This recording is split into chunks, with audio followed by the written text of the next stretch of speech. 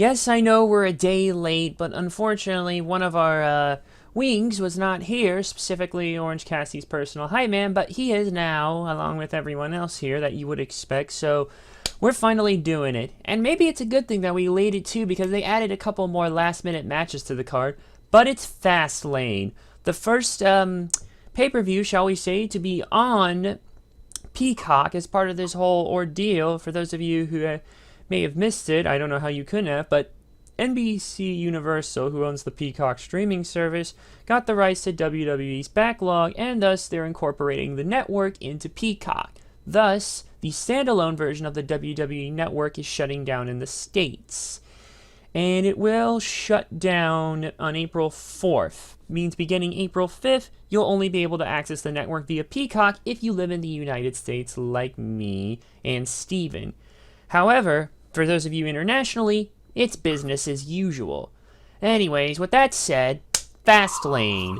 This is the last stop on the road to WrestleMania, and it's sadly one that was not needed. I mean, there is some decent matches stuff here, and maybe some build-up, but at the same time, pay-per-views are too close. We didn't have a Fastlane last year. I don't see why you need to bring it back this year. And there's quite a couple filler matches that I know we could cut. But we gotta get this done here before you know what. Anyways, I'm CoffeeLover239, and with me as always is Orange Cassidy's personal hype man, Heathy. Ready for action, are ya? Yeah, well, you know what? You can call it fast lane, but I called it shoehorn. Anyway, let's talk about the fastest of lanes. Yeah, shoehorn this pay-per-view, and that's the perfect way of describing it. And of course, with us as always is a little more eccentric of our resident on Moxley stand, Steven. Hello, everyone! Happy Saturday, and tomorrow's the day of Fastlane. Okay, let's get on with it. And our first match is, oh my god, we're starting off with a filler match. Nia Jax and Shayna Baszler with Reginald versus Sasha Banks and Bianca Belair again. Yeah, I know what you're thinking. Didn't we have this match at the last pay-per-view, Elimination Chamber? And you would be right. We had this match at the last pay-per-view. Why are we getting it again? Who gives a shit? Why is it even happening in the first place? Who gives a shit? Why are Sasha Banks and Bianca Belair not actually properly having a proper feud about who's really the better one of them all? The MJ versus the LeBron, if you will, of the women's division on SmackDown? Who gives a flying fuck? Oh god, and then you have Reginald teaming up with, now going onto the side of Shayna Baszler as if he was previously going with Sasha for whatever reason. You notice they dropped Carmella entirely out of this? Yeah, she's an afterthought now. Bet you didn't think that would happen. And so much after all this rebranding too, they just drop her off like that. Ouch. No word even from what I've heard. I'm not even gonna read the description on WWE.com because I don't want this fucking rematch. Yet we're getting it anyways. The outcome is obvious, and Shayna Baszler should be doing shit on her own. Heathy, who do you think's gonna win? First of all, I've got to say one thing. Reginald, you Judas motherfucker. If I was in the room with Reginald, Hitler, and Stalin, and I had 2 bullets, I would shoot Reginald twice. What a home wrecker. Anyway. Oh god. Yeah, it's the same. It's the same formulaic thing you do with tag teams, especially women's tag teams. Oh, look at who the challengers are. One of them's a champion. One of them's a challenger.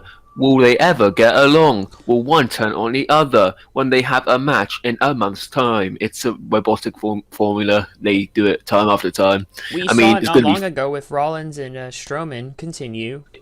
Yeah, we've seen it with we saw it in build up to WrestleMania 23 with John Cena, Shawn Michaels, and Undertaker, Batista.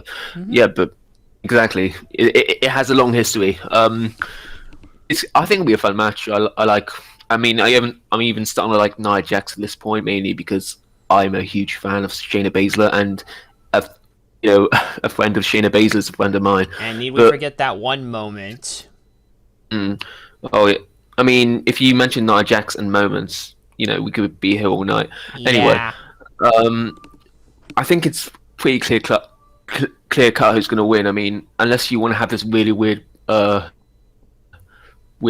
dynamic with the WrestleMania main event as tag team champions. Again, WrestleMania 23 comes to mind, but they're not as iconic as them two. So I guess a good plot device is this matchup where Belair costs Banks or Banks costs Belair, and then them two implode, and then full steam ahead to Mania. So I'm going to go with Baszler and Jax to win. That's what I expected. Steven, who do you think's gonna win? D-Generation X is gonna win. No. You're the only one laughing, Steven. Okay. I think what's it? I can't even think of the names. Nia Jax and Shayna Baszler. Yeah, Nia Jax and Shayna Baszler. Yep, unanimous it is. I'm going with Nia Jax and Shayna Baszler on this one as well because they're probably going to hold those belts longer than I really personally want them to.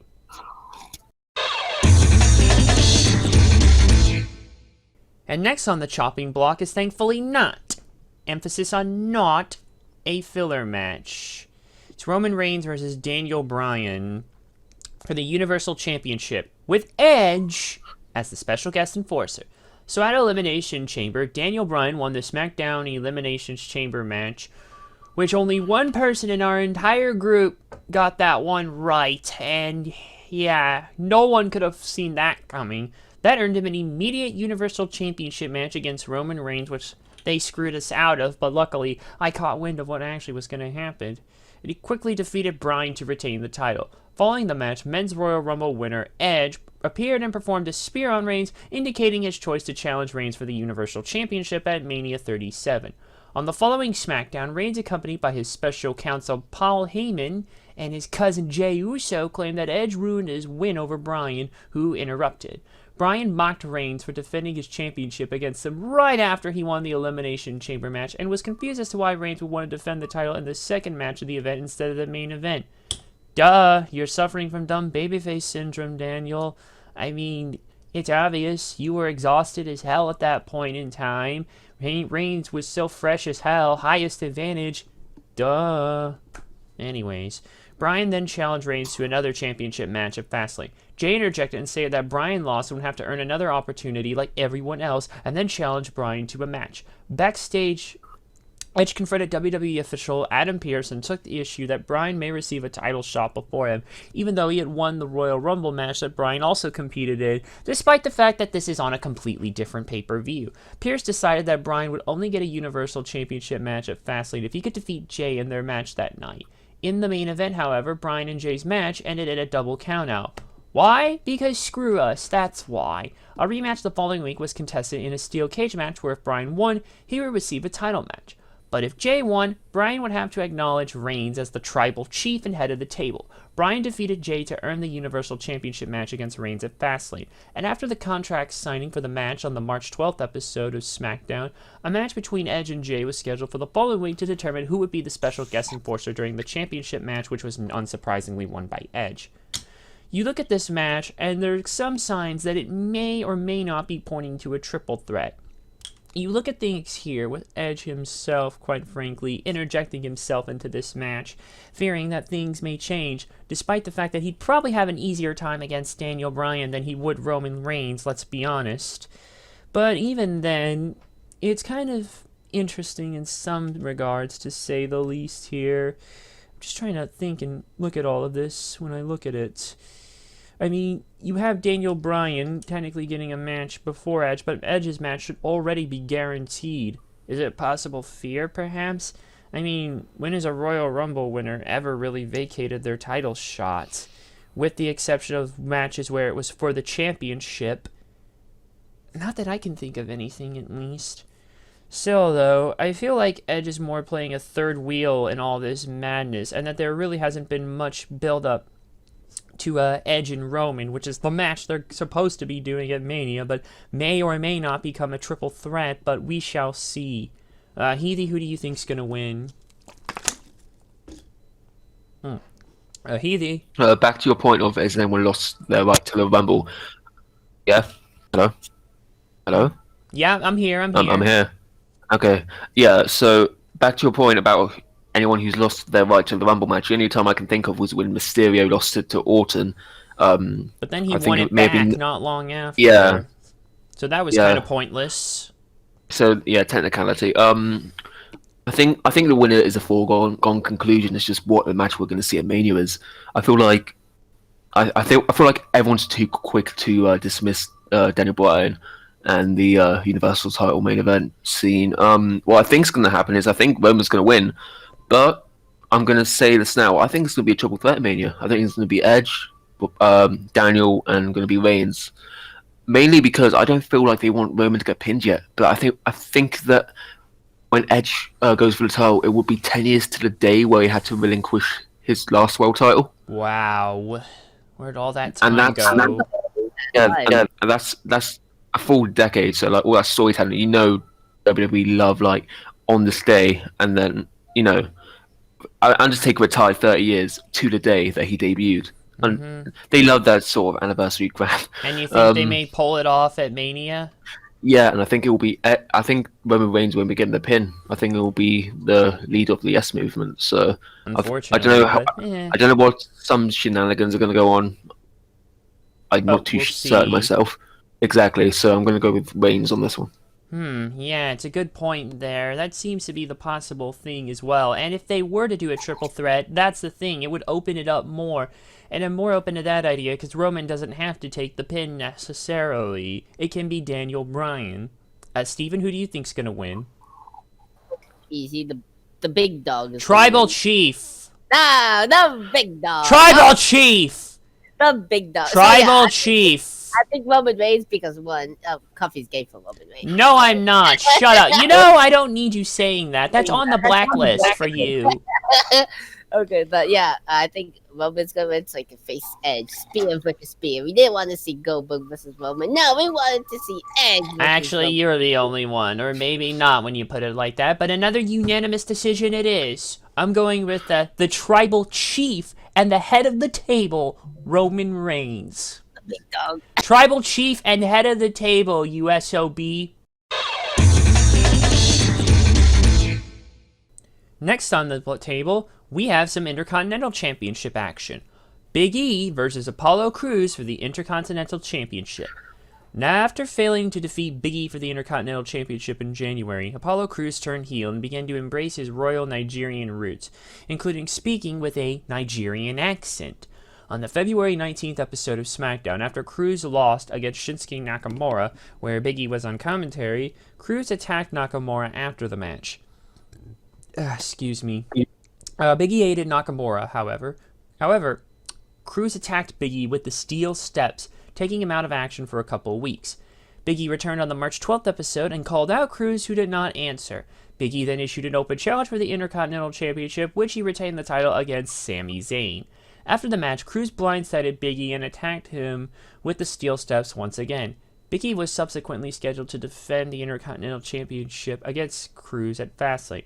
With all the use of steel steps, I'm surprised they didn't make this a freaking steps match.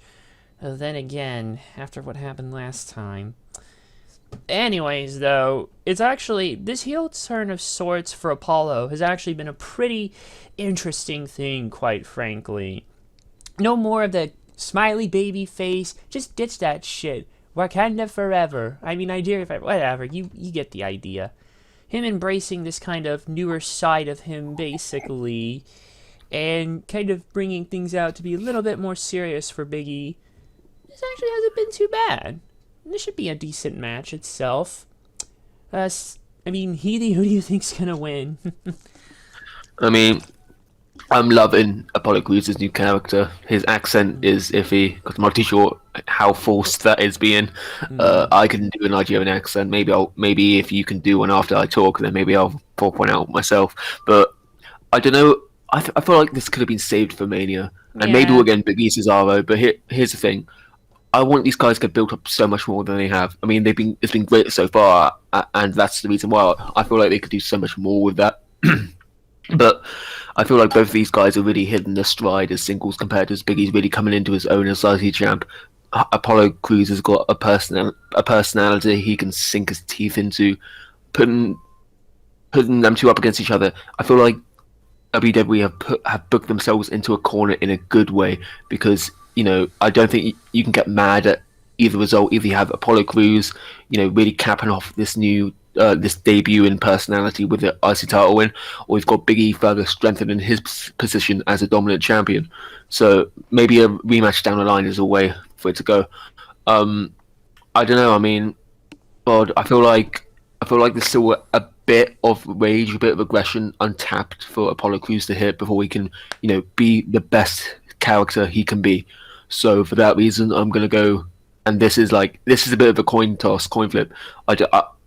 I would not be mad if either of you picked Apollo Crews to win the title here, but I'm gonna go with Big E.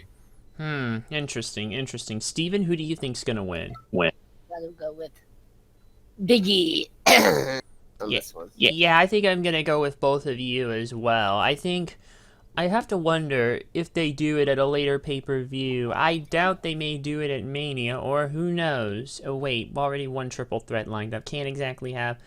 Wait a minute, but it's 2 nights though, so... maybe we could get around that somehow. And throw Cesaro into the mix.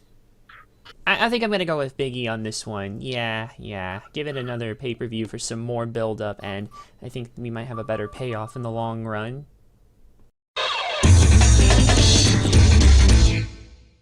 And next on the chopping block is Drew McIntyre versus Sheamus. No holds barred match.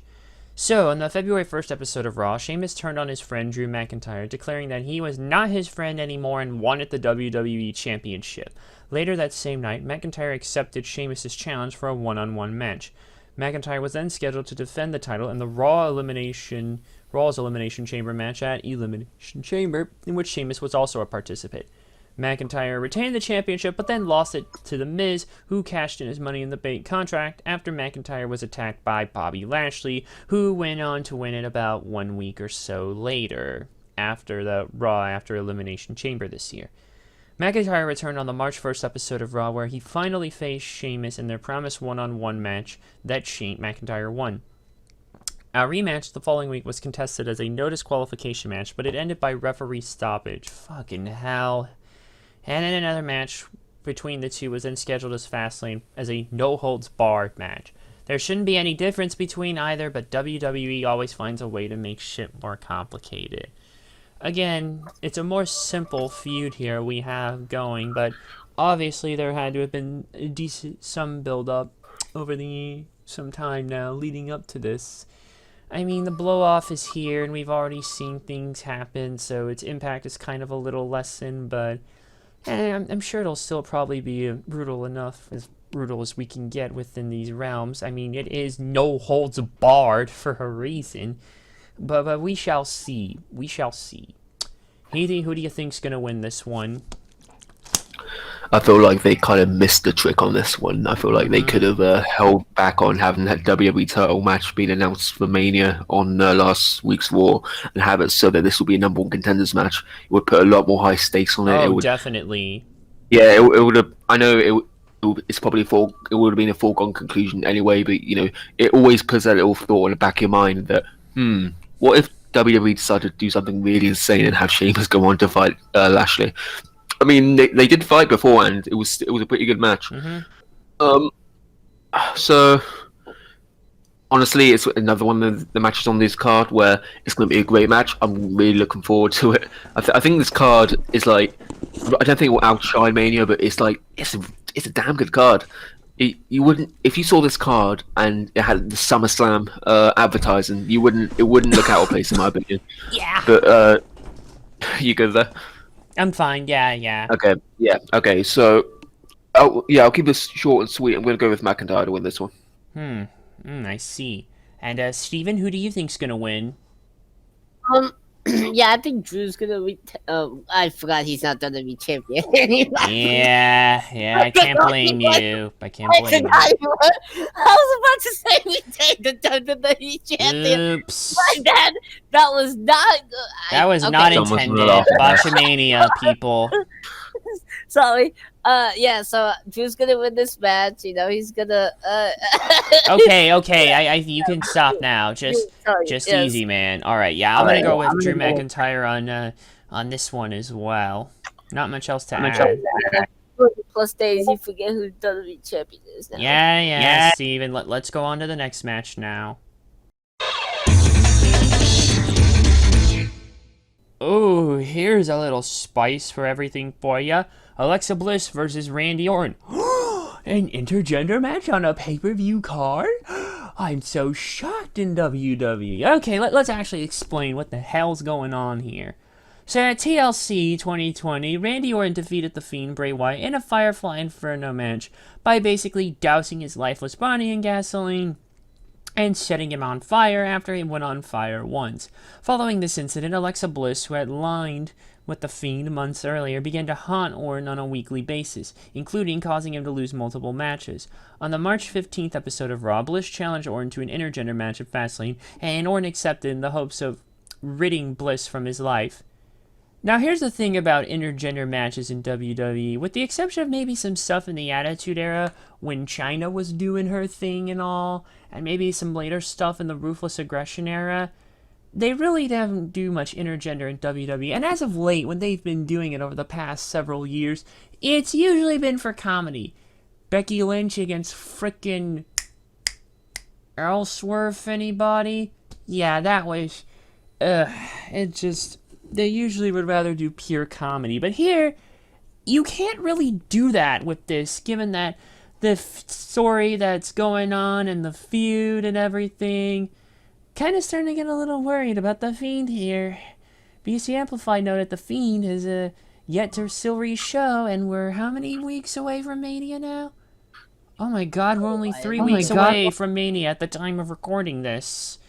Oh dear. Oh dear, oh dear, oh dear. Not good. Not good. It's The Fiend. I know. But hopefully with the way they've been doing this feud, it won't be treated as such, and maybe we'll actually get some serious stuff. We'll have to see. I mean, we all know Randy Orton is not above RKOing a woman. We've seen him do it many, many times before. He RKO'd Stacy Keibler, RKO'd the Fabulous Moolah. Remember, he RKO'd Nia Jax at the 2019 Royal Rumble when she entered the men's Royal Rumble. Yeah, I went. Phoenix. Oh yeah, Beth Phoenix as well. Can't forget that one. Status, a lot of them. Yeah. Anyways, And Heaty, then you think? the Alexa Bliss not too long ago, actually. Oh yeah. Okay. Yeah. All right, Heaty, for real. Who do you think's gonna win? Well, I mean, if you ever played SVR 06 or 07 Or on any of GM the mode, older SmackDown games? yeah.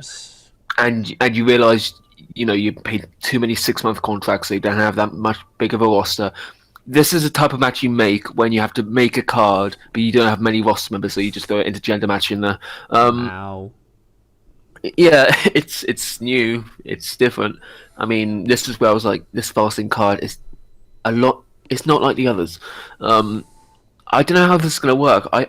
I wonder if it's going to be cinematic. I don't think there's going to be a lot of like catch can, grappling, all that sort of good stuff. But it'll be a fun one. And here's the thing, because it's not going to be a conventional wrestling match where Orton would absolutely wipe the floor with Bliss because of his size and his wrestling acumen. All it would take is one RKO. I know, but I don't think Bliss is losing. I feel like this is just gonna go into Orton's head a bit, get in Orton's head a bit more, and he's gonna want the Fiend. Maybe the Fiend does appear. That's what I'm thinking. Anyway, so yeah, don't shoot the messenger, which is me, because I am making this message and making this statement. I think it's gonna be Alexa Bliss who defeats Randy Orton. I hear ya. Anyway, Steven, who do you think's gonna win? I don't think Alexa's gonna win. He's the Viper. Randy has what? Randy's gonna win. I have no doubt Randy's gonna beat. Andy got that snake dick. All right. Okay. Here's the thing. I want to mention to this. The thing is, this match is only happening in storyline wise because he hopes to rid Bliss from his life. But here's the thing: if Bliss were to win, that would completely nuke the whole ordeal. Because if this is building up to the Fiend coming back, basically, and possibly having some kind of fucking match at WrestleMania, because God forbid, the last match those two had together at Mania was something. I'll just say the least. Oh wait, mega crap, double crap. Okay, but yeah, that's the thing. If she were to win, that would completely nuke it down. But if Orton were to win, that would basically probably manage to possibly get the Fiend out from whatever little hiding spot the fucker's been in for some time now, and then possibly it builds up to the Mania match. So for that reason, I'm gonna go with Randy Orton on this one. Okay, we're almost there, folks. Next up, oh, for God's sake. I don't know if I'm feeling this. It's Shinsuke Nakamura versus Seth Rollins. And stop it. So yeah, this is on behalf of Cesaro, because Cesaro has been feuding with Rollins ever since Rollins came back, and yeah. And of course, they still have that tag lineage. We can't just undo this stupid makeshift bullshit. Oh man, I don't know. I mean, these two, it's been a few years at least since they faced off, and the tides have turned of sorts. You know, this was in 2018 when they, it was 2018 when they had when they faced off at Survivor Series. Shinsuke was the U.S. champion. Seth Rollins was the IC champion. And yeah, Seth was sort of the de facto face. Nakamura was in still full low blow mode. And yeah, now the tables have turned. Seth Rollins is not the Messiah. Oh, what he likes to claim that he is, but he's not. And then Shinsuke has sort of been moving back into a babyface-ish kind of role. So I guess the tables have turned a little bit more. I don't know. I can't really fully get into this. I'm sure this is probably building up to more Cesaro and Rollins at Mania, but yeah. Healy, who do you think's gonna win? Well, I don't know. I mean, I guess I was thinking it was going to be Cesaro and Rollins at Fastlane, but I guess they're prolonging that until Mania, which I'm happy with. I like the matchup. I don't think we've seen it, if not ever, but for a while at least. Yeah, this scares me because I feel like Nakamura is just like, I know they're the faces, but Nakamura seems a bit like Cesaro's lackey, and I feel like this is like the mini boss until we get to the main boss, and I don't want Seth Rollins to eradicate Nakamura so easily. I feel like, oh god, I feel like the difference between Nakamura and Rollins is such a well-established name within a WWE circle that if he were to take a loss here, it wouldn't affect his character too much because he is still a bit of a whiny, POS. Whereas Nakamura, I feel like he's kind of in a vulnerable state right now. He thought he was going to get this push in January. He was like an outsider for the Rumble win. He was doing some good things with Roman and Bryan and Cesaro at that time. So I mean, this flies in the face of logic, and you know what? This is one where I'm happy to be going against the grain because I know I'm probably going to be like 99% wrong on this, but I'm going to back Nakamura because I don't think Rollins needs a win. I'm going to go with my heart over my head here. I'm going to go with Nakamura to win. We'll see if it either helps or hurts in the long run, your decision. Steven, who do you think's going to win? I actually disagree. I think the Messiah is going to take this. The fraudulent Messiah, you mean? It's literally a coin toss when you both put it like that. I don't know. I'm just gonna put Seth Rollins down for now, and then move on. Yeah, let's just go to the last match. And last but certainly not least, Matt Riddle versus Mustafa Ali for the United States Championship. At Elimination Chamber, Matt Riddle won the U.S. Championship. On the March 1st episode of Raw, Mustafa Ali defeated Matt Riddle in a non-title match. Ali then received the U.S. Championship match against Riddle on the March 15th episode, where Riddle retained, unsurprisingly. Following the show, Ali challenged Riddle to another match on Twitter, which was scheduled for Fastlane. Why are we rematching when we already have it? What was even the point of doing it on Raw then? If not, I don't know. I just want Retribution to end, man. It's just a disaster. Get Mustafa Ali, get everyone out of that fucking group, man. It's just awful. Awful, awful, awful. Like, just, Get Ali out, get Dominic Dijakovic out, get Dio Maddin out, get Shane Thorne, get Mia Yim, and get them all out of that fucking group and just kill it for good. For God's sake, Retribution won the fucking Gooker 2020 award, and rightfully so, because that whole thing was just shit. And as for this match, well, I can't actually think of a thing to say for this match other than what I mentioned earlier. Healy, who do you think's gonna win? A rematch where, if this were just the first one and done US title match, I would have said it's Riddle who's going to win. I feel like, this is a common theme. We say that if a title combination's taken place, it's happening at Mania. This is just prolonging the inevitable. But here's the thing: this is the rematch. Last time it was Riddle retaining last week. So I'm not too sure if they want Mustafa Ali to lose two times in 2 weeks, 2 times in a week actually. I don't know. I'm part of a prediction server, and I actually predicted Riddle to win this one. But look at after having some more thought on this, I think it's going to be Ali's time. I don't know. I feel like they could build. Keith Lee's doing nothing right now. He's not been seen for quite a while. I feel like they wanted to have Keith Lee in the US title scene back to when Lashley was champion. Yeah, you know what? Screw it. I'm going to bite the bullet on this one. Hopefully it doesn't explode in my face. I'm going to go with Mustafa Ali to get his first WWE title, win the United States title against Riddle. About several years too late, unfortunately, but whatever. And, Steven, who do you think's gonna win? Can I just say, before I predict, both of the mid-card titles are on a pay-per-view. Woohoo! Yes, they are. Okay, I just want to get off that chest. Second of all, I think I disagree again with your pick. I think he's gonna retain that U.S. champion, bro. So Matt Riddle.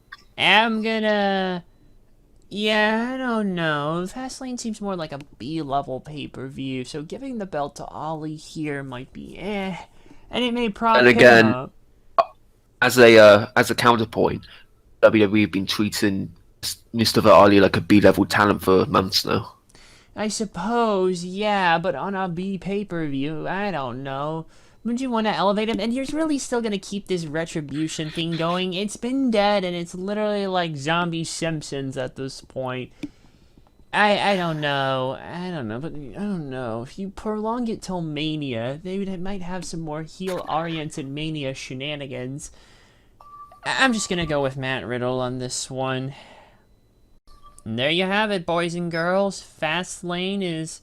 Well, we're done with this one here. This is the last stop to Mania, the swan song for the US version of the WWE Network, and, yeah, I don't really think there's actually much else to say. I'm sure, keeping my expectations low, things will probably be fine. We'll see what happens. I do want to thank Healy, as always, for being here with me. Say bye, Healy. See you later, guys. A bit of knowledge to drop on you. A bit of knowledge before I go. As you know, Fastlane will be streaming on Peacock exclusively for the first time in the US. I want to let you know, if you in the word Peacock, if you decipher that word, you could get 2 really rude words out of it. I'll let you figure that one out. But see you guys. Yeah, I think most people can figure that one out. And actually, though, it's kind of not exclusive of sorts, for the record. I mean, it's going to be streaming live on Peacock, but also on the network. But it will be the last one, though, basically. And then afterwards, yeah. And, of course, I want to thank Steven, as always, for being here with me. It's crazy. Doing this year's WrestleMania podcast, it'll be a whole year since I've joined the podcast. Oh, yeah. I only missed one podcast, all of this. I only missed one. This is not including the Hall of Fame, just so you know. Yeah, I know. Anyways, guys, so... And I'll see you guys for I don't think we're doing the NXT. Hold on, I'll get into that match. Don't do the see ya thing here, but let me just explain, because we got a bit of a programming note here, folks. Current plans are, since already with the 2 WWE Hall of Fame inductees that they've recently announced for the 2021 class, yeah, we could be on that one for a while. Current programming note, we will not be doing TakeOver Stand and Deliver because it's only there as one last middle finger to AEW before the Wednesday Night Wars mercifully come to an end, so we can actually get shit on track as it should be. But yeah, but I will be doing a live watch-along of Night 2 for TakeOver Stand and Deliver on my Twitch channel, twitch.tv/CoffeeLover239. At 7, whenever time the show starts, so just keep your eyes and ears out for that.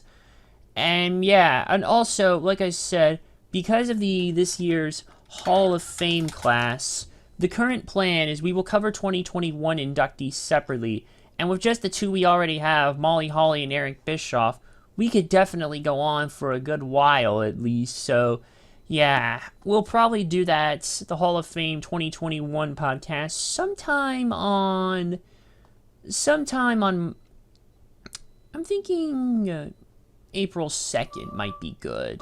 Somewhere around that time frame. Everyone should be announced by then, because the Hall of Fame will be taking place on Tuesday, April 6th, and yeah. And we will have WrestleMania like we normally do, and we'll cover that on the 9th. That's always been in the plan, so keep your tabs out for that. So to recap, no podcast for TakeOver Stand and Deliver. We'll be doing but I will be doing a live watch along on Twitch of it. We'll be doing Hall of Fame 2021 podcast on, or at least me and Healy will, for around early April, like those first 3 days of it. April 2nd's approximately what I'm looking at here. And we'll be doing WrestleMania hopefully on April 9th. Thanks for watching, and bye everybody.